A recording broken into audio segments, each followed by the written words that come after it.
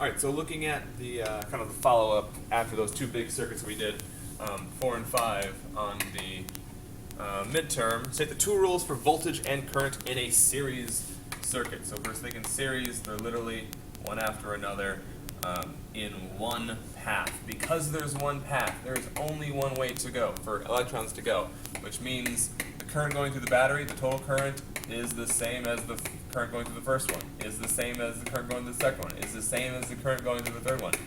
It has nowhere else to go. There's only one place it can go.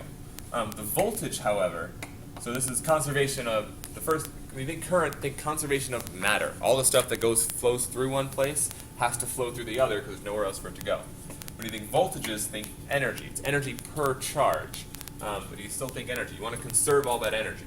So all the energy you get, the total energy, is equal to the energy you use in the first one, the energy you use in the second one, energy used in the third one, and well, however many there are, but should be added up to all the energy used. So think of that, energy per charge used up should add up all of the energy per charge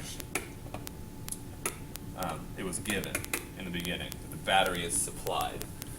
So what you use has to be what you were given.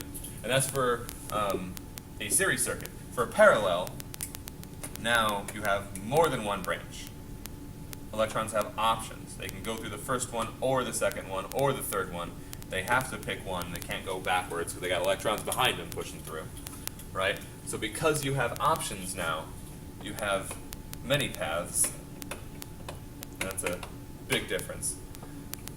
But that means the voltage, the energy given to any one electron, any one amount of charge, I should say, is equal to the voltage of the first resistor, or the second, or the third, or however many there are in parallel. They're giving the same voltage because that electron leaves that electron leaves the battery and can go here, or it goes here, right?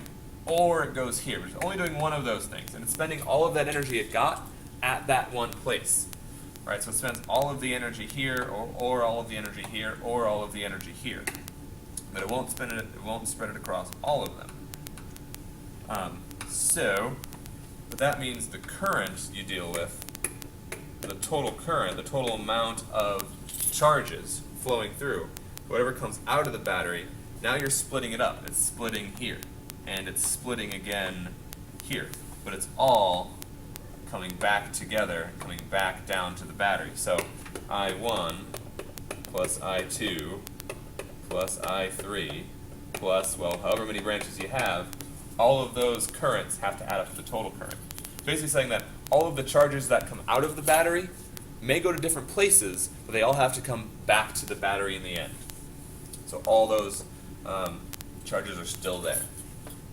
And that's the two equations, the two relationships, the two concepts, really, you should be thinking about with series circuits and parallel circuits. The nice part is, if you remember one of them, as long as you remember one, like if you remember the current is the same in series, then the voltage splits up. So, current's the same. If you remember that one specific thing, then you know that, okay, in series, the voltage splits. And parallel, it's the opposite. Parallel, the voltage is the same for each one, and the current splits.